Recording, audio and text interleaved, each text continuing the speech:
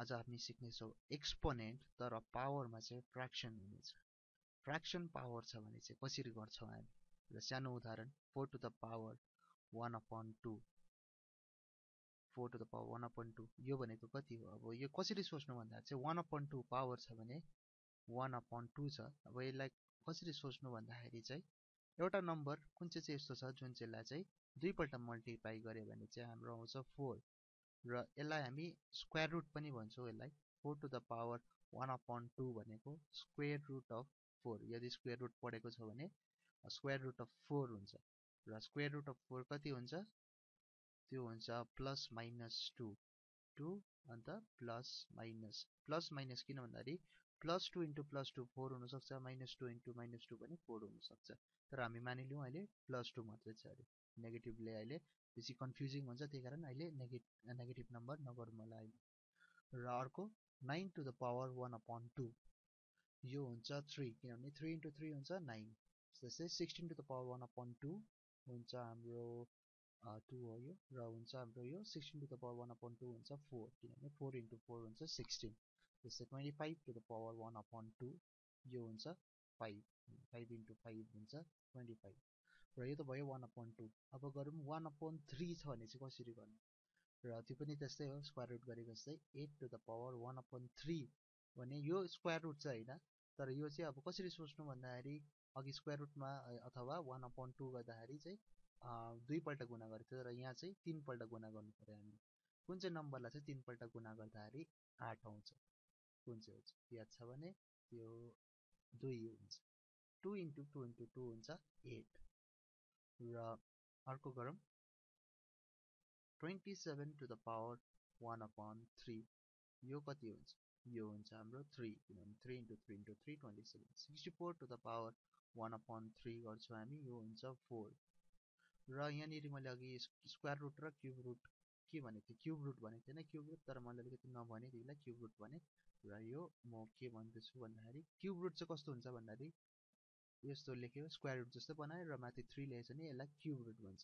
Cube root भनेको नि त्यही हो, स्क्वायर रुट जस्तो भने चाहिँ दुईपल्ट गुणा गरेर गुणा गर्दाखेरि एउटा नम्बर आउँछ, त्यसलाई स्क्वायर रुट भन्छ। त्यस्तै तीनपल्ट गुणा गर्दाखेरि एउटा नम्बर आउँछ, त्यसलाई भन्दाखेरि हामी क्युब रुट भन्छौँ। र अलिकति अर्को प्रब्लम गरौँ, हामी अर्को हिसाबहरू गरौँ र म दिन्छु 9 to the power 1/2 अघि गरेको यो हुन्छ हाम्रो 3 तर 9 to the power 2/3 छ भने त्यो हुन्छ हाम्रो equal to 9 to the power 1।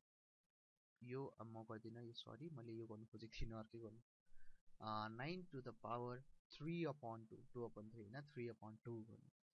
9 to the power 3/2 हुन्छ 9 to the power हाफ 1/2 त्यसको पनि पावर 3 र यो मल्टिप्लाई गर्दाखेरि त्यति नै आउँछ किनभने 3/2 हुन्छ हाफ र 3 मल्टिप्लाई गर्दाखेरि र एक्सपोनेन्ट दुईटा मल्टिप्लाई गर्दाखेरि जति आउँछ त्यो हामी डाइरेक्ट लेख्न सक्छौँ। र त्यसलाई हामी छुट्टाएको छौँ 9 to the power 1/2 तर त्यसको पनि अझै third power 9 to the power 1/2 हुन्छ 3 त्यसको थर्ड पावर माथि 3 त्यो हुन्छ 27।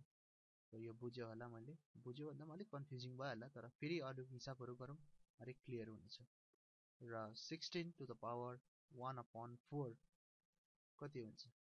1/4 अघि क्युब रुट गरेको थियो, अब हामी फोर्थ रुट गरौँ। फोर्थ रुट कति हुन्छ? 4 2 2 हुन्छ त्यो, किन भन्दाखेरि 2 इन्टु 2 इन्टु 2 इन्टु 2 हुन्छ 16 भनेपछि 2लाई 4 पल्ट गुणा गऱ्यो भने 16 आउँछ, त्यही कारण 16 to the 1/4 पावर हुन्छ 2 र 16 स्क्वायर होइन 16 to the power 2/4 कति हुन्छ? यो गर्छ हामी 16 1/4 पावरमा, त्यसलाई पनि फेरि पावर 2 छुट्याउँछ हामी पावरलाई पहिला फ्र्याक्सनको र त्यो हुन्छ हाम्रो 16 को 1/4 अघि गरेको थियो त्यो हुन्छ 2 र माथिको पावर 2 र 2 को स्क्वायर हुन्छ 4 to the power 2 हुन्छ 4 र 16 to the power 2/4 लाई हामी डाइरेक्ट काटाकाट गरेर 1/2 पनि गर्न सक्छौँ, त्यो पनि 4 आउँछ। यो हुन्छ 16 to the power 1/2 त्यो हुन्छ 4, हामीले काटाकाट गरेर डाइरेक्ट लेख्नु पनि सक्छौँ। र अर्को हिसाब फेरि गरौँ। अब गर्ने चाहिँ हामी नेगेटिभ फ्र्याक्सन पावर फ्र्याक्सनमा छ तर त्यो पनि नेगेटिभ छ भने चाहिँ कसरी गर्नु? र 16 कै गरौँ।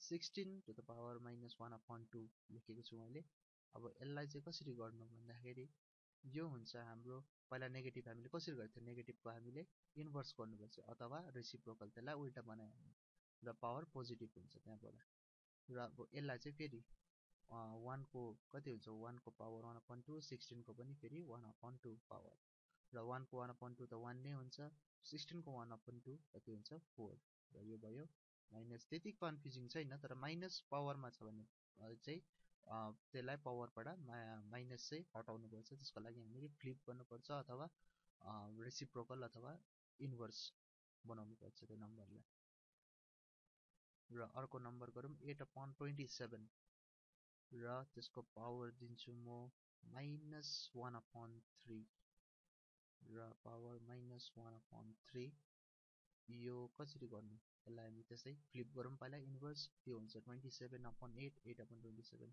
27/8 हुन्छ र पावर पोजिटिभ हुन्छ त्यहाँबाट 1/3 अब फ्र्याक्सनमा छ भने हामीले कसरी गर्छौँ यसलाई 27 को पावर 1/3 हुन्छ फेरि 8 को पनि पावर 1/3 हुन्छ र 27 को क्युब रुट हुन्छ 3 र 8 को क्युब रुट हुन्छ 2 र अब कसरी भयो हाम्रो एन्सर आयो 3/2 अथवा 3/2 यो त अलिकति यो 8/27 को पावर -1/3 छ यसलाई हामीले नेगेटिभलाई पहिला हटाउनु पर्यो पावरको नेगेटिभ र त्यसरी हामी गर्दै जान्छ र अर्को एउटा हिसाब गरौँ हामी के गर्छु भन्दाखेरि चाहिँ नेगेटिभ दिन्छु यो गर्दिनँ म अलिकति साह्रै बनाउँछु -8 द पावर -1/3 जम्मै मिक्स गरेर दिन्छु मैले यो र यो कसरी गर्छौँ यसलाई हामी गर्छौँ -8 लाई हामी फ्लिप गर्छौँ -1/8 हुन्छ किनभने माथिको अब पावर पोजिटिभ हुन्छ माइनस हराउँछ 1/3 हुन्छ त्यहाँबाट हामी फेरि अब 1 को पावर त कति 1/3 जति नै गऱ्यो भने 1 नै हुन्छ त्यो त 1 होइन 1 लाई डाइरेक्ट लेख्छौँ त्यहाँबाट -8 whole to the power 1/3 -8 whole to the power 1/3 -8 छ कसरी गर्छु त्यो त अलिकति तिमीले एक्सपोनेन्स अलिकति प्र्याक्टिस गरेको छ भने याद छ होला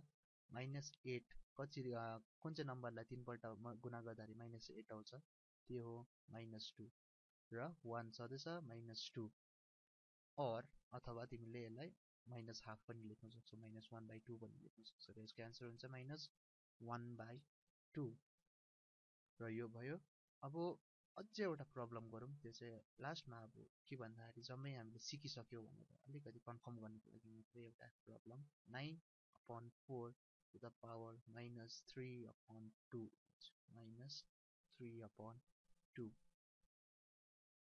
र यो अब माइनस छ भनेपछि फ्लिप गर्नु पर्यो अथवा इन्भर्स बनाउनु पर्यो 4/9 हुन्छ र पावर पोजिटिभ हुन्छ त्यो हुन्छ 3/2 र त्यसलाई हामी लेख्छौँ 4/9 to the power पहिला इन्भर्स फ्र्याक्सन 1/2 त्यहाँबाट फेरि त्यसको पावर 3 अब 4 to the power 1/2 र 9 to the power 1/2 त्यो हुन्छ 2 9 को हुन्छ 3 किनभने स्क्वायर रुट गर्दा त्यहाँबाट पावर 3 छ र त्यो हुन्छ हाम्रो 2 को क्युब हुन्छ 8 र यो 8 हो मेरो र यहाँबाट 3 को क्युब हुन्छ 27 र यति चाहिँ हाम्रो एन्सर थियो मैले पहिला फ्लिप गरेँ इन्भर्स बनाएँ त्यहाँबाट फेरि पावरलाई छुट्याएँ त्यहाँबाट फेरि हामीले गर्यौँ र यो फेरि अभ्यास गर्नुपर्छ